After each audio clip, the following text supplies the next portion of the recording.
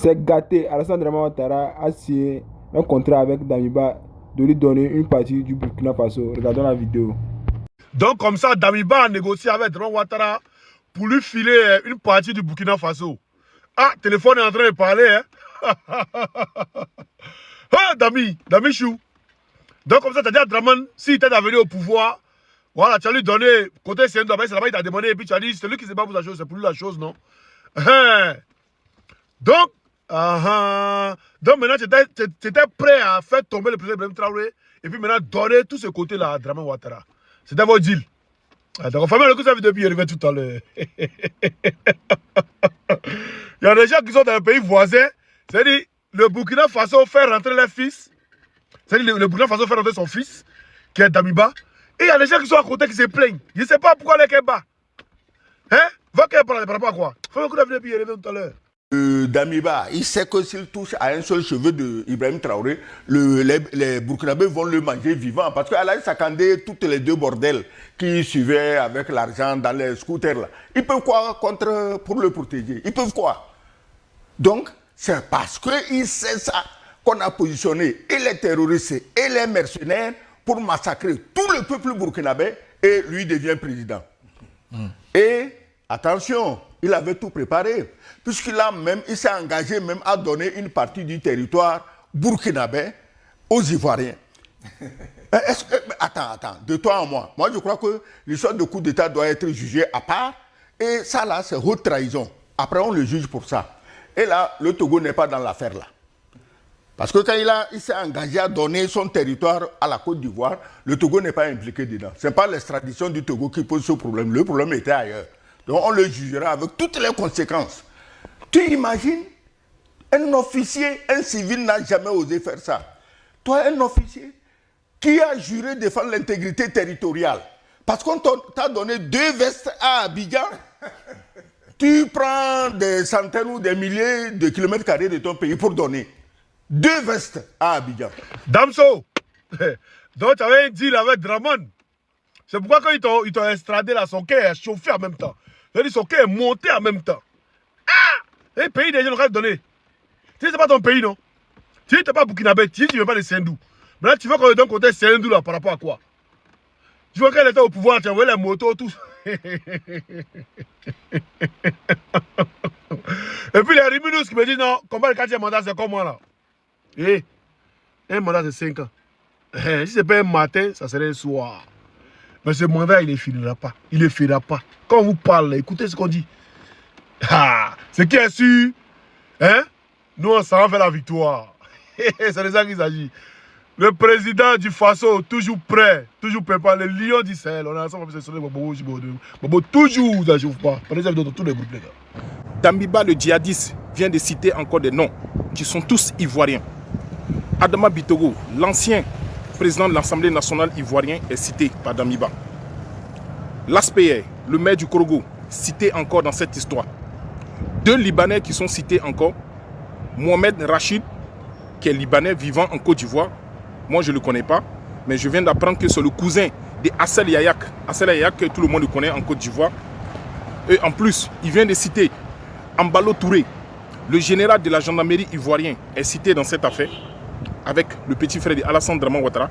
Et à vos grandes surprises, on vient de citer encore Kim Makosso. Kim Makosso qui était chargé de transporter les fonds vers le Burkina Faso. Souvenez-vous, vous voyez Kim Makosso qui disait non, je vais aller au Burkina Faso, je vais aller vendre des produits. Déjà, c'est faux. Donc, Kim Makosso, c'est de l'argent qu'elle devait transporter de la Côte d'Ivoire pour envoyer au Burkina Faso. Donc, l'affaire d'Ambiba, ça continue toujours. Il y a les noms qui vont tomber. Oui, il y a les noms qui vont tomber. Makosso, donc ta fille, c'est une djihadiste. Donc, ta fille, elle transporte de l'argent pour venir verser ça au Burkina Faso pour mener un coup d'État. Les amis, partagez pour que les gens puissent voir ce qui se passe en fait. Restez connectés, affaire à suivre. La famille, les révélations continuent. Le téléphone de Damiba parle toujours. À chaque fois que le téléphone de Damiba va parler, nous, on va venir vous informer. Et vous allez comprendre, ça restait seulement, un peu seulement. Le Burkina, on a perdu le Burkina. Et Damiba avait signé un contrat avec Ouattara pour donner le sud-ouest à Ouattara. C'est-à-dire Mangoudara, tout Sendou là, allait devenir la Côte d'Ivoire pour Ouattara. Ouattara voulait récupérer tout le sud-ouest jusqu'à la tombe de son père. Voilà le contrat qui a été signé entre Damiba et Ouattara avant de faire le coup d'état contre Roch Marc-Christian Kaboré. Vous voyez comment Damiba a dupé ses frères d'armes, a dupé tous les éléments du MPSR1. Ça fait vraiment pitié.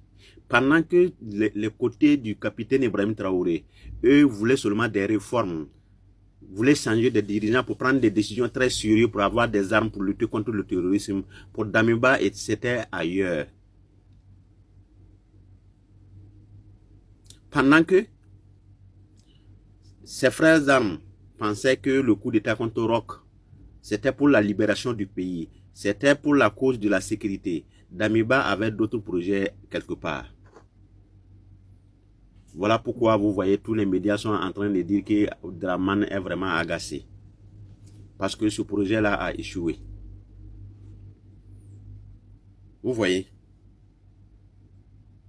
Ça fait vraiment pitié. Toutes les révélations qui sont en train de sortir là, tous les ados-moutons, ils ne veulent pas que le Burkinabé soit informé de tous les dessous de ce coup d'état contre Roch Marc-Christian Kaboré. Vous voyez comment c'est bizarre. C'est Dieu qui nous a sauvés. Sinon, le sud-ouest, nos citoyens qui sont dans le sud-ouest, là, beaucoup allaient déménager. Comme ça s'est passé à un certain moment sous Blaise Compaoré. On vient, on prend tout votre village, on vous demande de déménager. Vous n'allez même pas comprendre ce qui se passe. Ibé, tu es arrivé au bon moment. Tu nous as sauvés. Tu nous as vraiment sauvés. Sinon, notre pays allait disparaître. Voilà pourquoi tous ceux qui aboient sur le réseau actuellement, pourquoi Damiba a été extradé, ce sont les ados-moutons, soi-disant ivoiriens. Ces frères burkinabés, l'AIS, ça sont fait la part des choses. Ce sont les ados-moutons qui ont eu la nationalité ivoirienne par URE. Voilà. J'ai dit, qu'est-ce que certains Ivoiriens veulent nous faire, veulent nous faire croire après que le président du Conseil, le président de paix, dans un pays de paix, a décidé d'extrader un élément qui a voulu troubler la paix d'un autre État.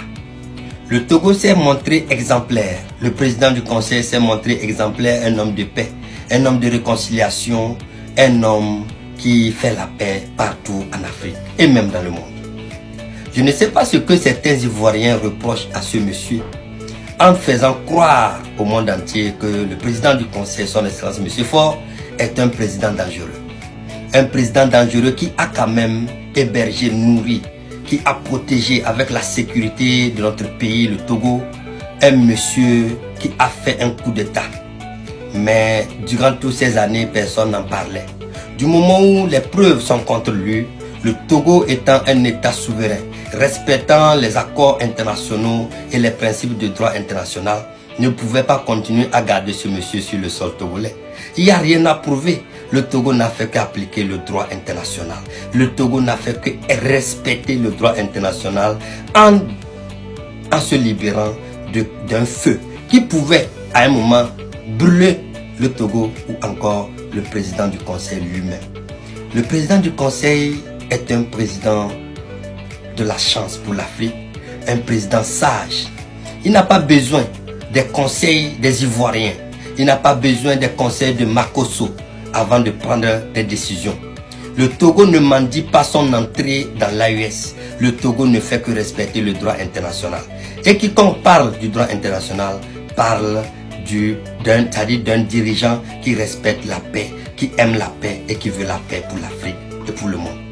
Le Togo n'est pas aujourd'hui un État, c'est une puissance. Si vous le voulez ou pas, le président du Conseil a fait de Togo un État le plus puissant de l'Afrique. Que vous le voulez ou pas, le Togo aujourd'hui est un carrefour de toutes les négociations, est un carrefour de toutes les décisions. que vous le voulez ou pas, le président du conseil reste et demeure le président le plus sage, le président de la réconciliation, le président de la paix.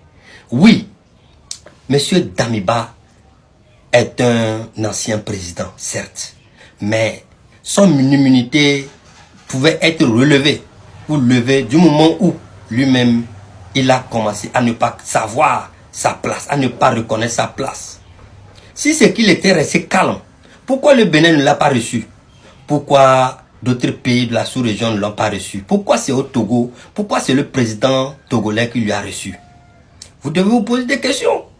Parce que le président togolais est un président de paix. Parce que le Togo est une terre de paix. Et nous acceptons tout le monde parce que nous voulons la paix sur le sol africain. Aujourd'hui, les preuves sont contre lui. Il n'a pas pu se défendre devant la cour d'appel. Qu'est-ce qu'on pouvait faire? Le président du conseil n'avait que le choix, c'est-à-dire la justice togolaise n'avait que d'autres choix que de lui rapatrier. On ne peut rien faire dans cette histoire. Le Togo a su protéger, il lui a protégé, il lui a défendu, mais arrivé à un niveau donné, on ne pouvait plus rien. Et ici, on ne parle pas d'un individu. On parle de la sécurité nationale d'un État souverain. Une seule personne. Vous-même imaginez qu'on dise que Damiba est au Togo et qu'il a commandité un coup d'État ou encore une déstabilisation au Burkina Faso. On va prendre le président du conseil pour complice. On va prendre le Togo pour complice. Le Togo n'a jamais été une base arrière pour une déstabilisation de quoi que ce soit.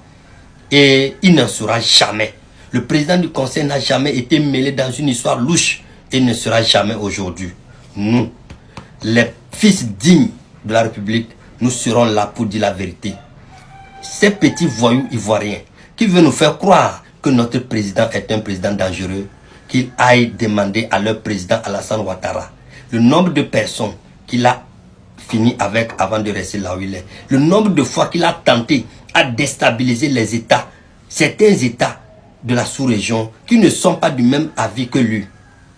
Aujourd'hui, il ne faut pas que les gens viennent nous raconter des bobards. Nous connaissons le droit international, nous connaissons la géopolitique. Vive le président du conseil, vive le Togo, et vive la paix, vive le Burkina Faso, vive la révolution burkinabèse, vive le panafricanisme et vive l'Afrique. Je vous remercie. Grave révélation qui a été retrouvée dans le téléphone de Damiba concernant le rattachement de certaines localités du Burkina Faso à la Côte d'Ivoire, le contrat qui a été signé avec Alassane Ouattara. On va l'écouter à son temps. Il y a beaucoup de pays qui ont proposé on va venir prendre la zone de Mangodara là et puis vous aider à sécuriser. Mais celui qui se bat pour quelque chose là, c'est pour lui la chose ou bien celui qui se bat pour quelque chose là, c'est pour lui la chose, vrai ou faux? Retenez une chose que ceux qui vont commander le pays et ceux qui vont diriger le pays là, c'est ceux qui croient au pays. C'est pas quelqu'un d'autre. Ceux qui vont commander ce pays là, c'est ceux qui peuvent donner leur sang. Comme IB, le rappel sauve l'âme. À son temps, qu'est-ce que Damiba disait concernant Mangodara? Mes amis, il y a une grave révélation qui a été révélée dans le téléphone de Damiba. Damiba a commencé à vendre le Burkina Faso.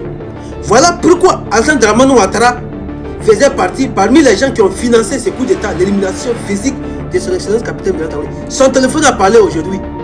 Téléphone de Damiba. Il y avait un contrat signé entre Damiba et Alassane Ouattara. Ils vont récupérer Mangodara jusqu'à Sendou.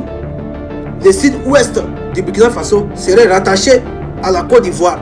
Voilà le contrat qui a été signé entre ces deux espèces, Damiba et Alassane Ouattara. C'est pourquoi il a déroulé tapis rouge à Damiba. Il a serré la main comme président. Mais aujourd'hui, capitaine Birama Traoré est devenu son ennemi juré à abattre. Capitaine Birama Traoré, il est en avant sur tout eux. Il connaît tout ce qu'ils avaient signé. Il connaît toujours les plans. C'est pourquoi si vous avez vu l'affaire des armes de 2 millions là, IB n'a pas cherché à faire polémique là-dessus. Il savait ce qui est Andy Roche. Et vous avez vu, vous avez écouté ce que Damiba a dit. Les pays qui ont proposé, ce n'est pas les pays, c'est un pays, et c'est la Côte d'Ivoire, Gassan Damansang qui a proposé de venir sécuriser Madangora et chose Mangodara et Sendou pour pouvoir rattacher à ces. Parce que Hassan Damansang, à l'époque, la vie a dit ça, il veut être un empereur en Afrique de l'Ouest.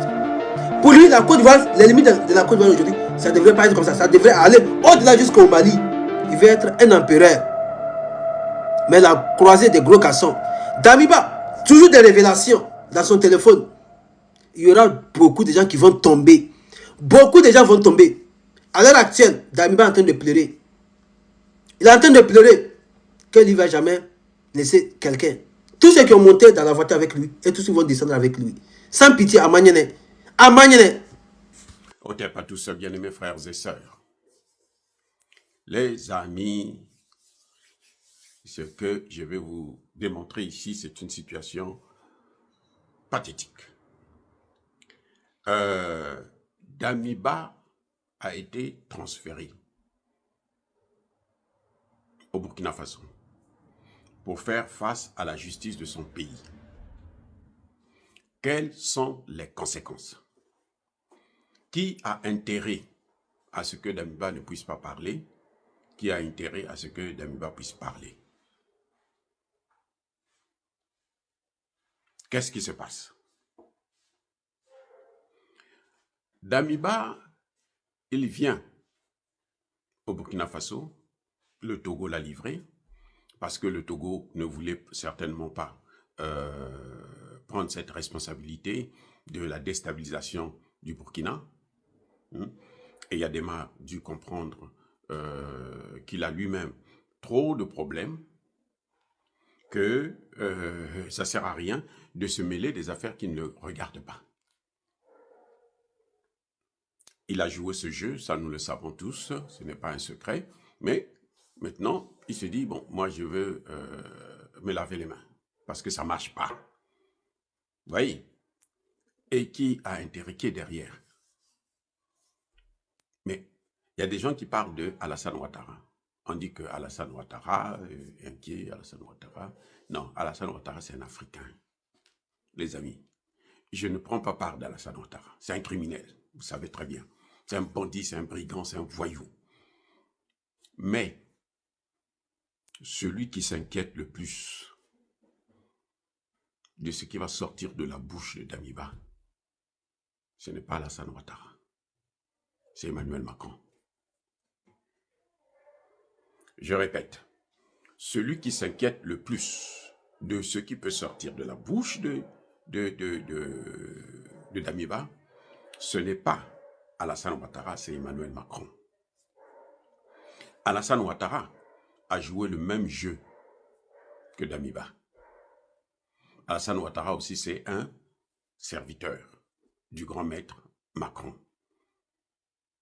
C'est lui qui a parlé de la bête. Hein. La bête est arrivée, la 5e bête. Ce n'est pas moi, c'est Alassane Ouattara, Macron lui-même qui a dit. Les 3-6 là, c'est Macron qui a parlé de ça. C'est lui le problème. Le fils de Jupiter, c'est lui. Donc, Emmanuel Macron, là où il est là, il est devenu dingue. C'est pour ça que vous voyez qu'il a même des problèmes avec Trump. Il y a d'autres pays européens. Vous avez entendu l'Italie avoir les mêmes problèmes? Non. Vous avez entendu l'Allemagne avoir les mêmes problèmes avec Trump? Non. Pourquoi? Vous croyez que l'Allemagne n'est pas soucieuse de sa souveraineté ou l'Italie? Non. C'est l'approche. Comment ils en parlent? Les Allemands, s'ils ne sont pas d'accord, nous avons entendu Giorgia Meloni dire que Macron a raison sur ce sujet. Mais pourquoi c'est lui qu'on n'attaque pas les autres? Parce que Macron est dans la panique. Parce que quand vous êtes paniqué là, vous ne raisonnez plus, vous ne réfléchissez plus. Vous êtes dans la survie. Comment je vais faire pour m'en sortir? Parce que je suis coincé. Parce que toute la vérité est là. C'est comme Trump. Pourquoi Trump a des problèmes? Dans le monde entier, on parle que de Trump. Dans le monde entier. Même ses alliés, il les tape. C'est la panique. Parce que la situation du pays, de son pays, est tellement catastrophique qu'il n'a pas de solution. Il ne sait pas. Il se dit, bon, je vais aller faire des guerres, peut-être que ça va régler, mais ça ne résolvera, ça va rien résoudre.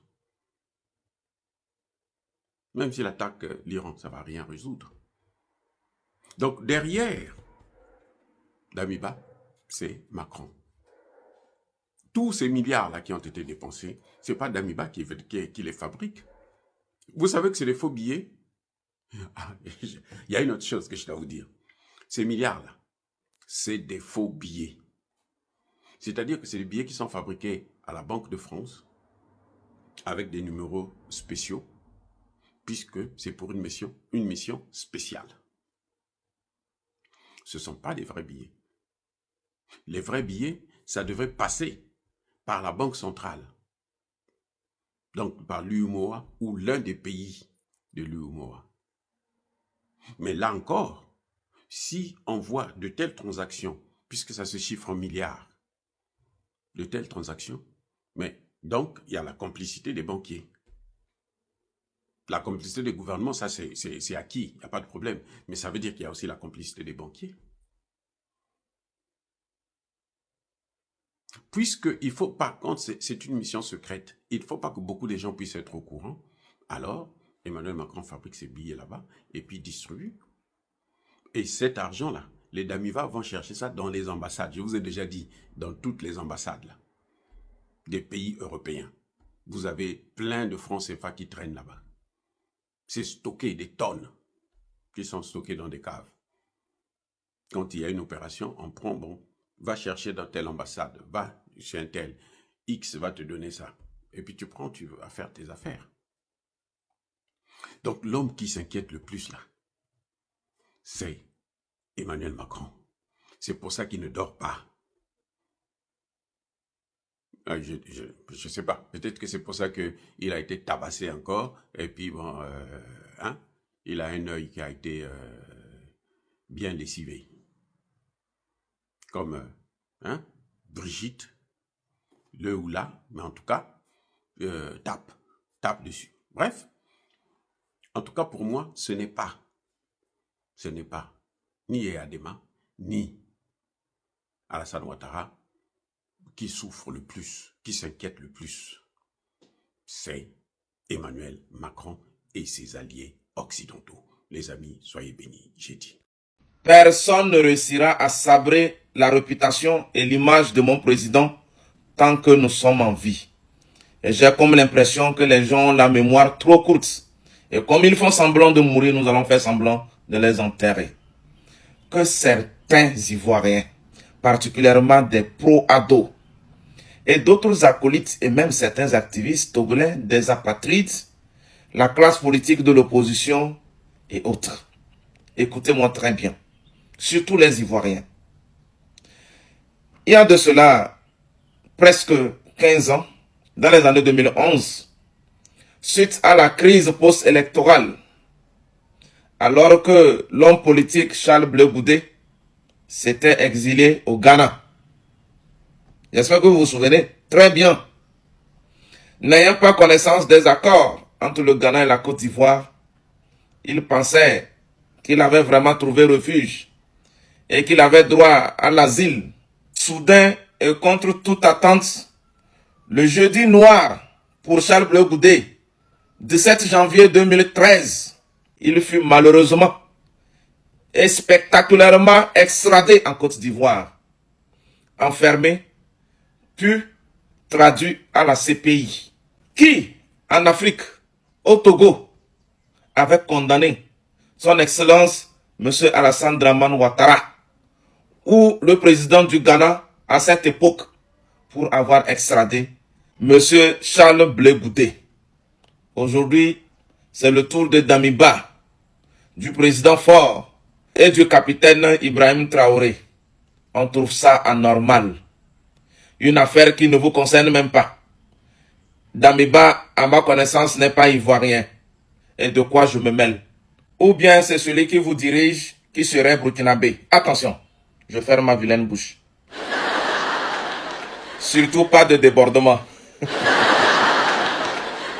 Pourquoi c'est vous qui vous agitez, vous pleurez et vous vous roulez au sol?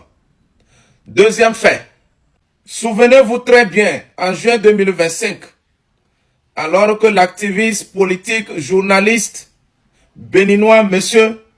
Auguste Komlan Sossoukpe, s'était réfugié au Togo suite à ses critiques contre le régime du président Patrice Talon. Suite à une invitation que je peux qualifier ici de peau de banane en Côte d'Ivoire. Notons de passage que M. Komlan Sossoukpe jouissait d'un statut de réfugié politique au Togo depuis 2019.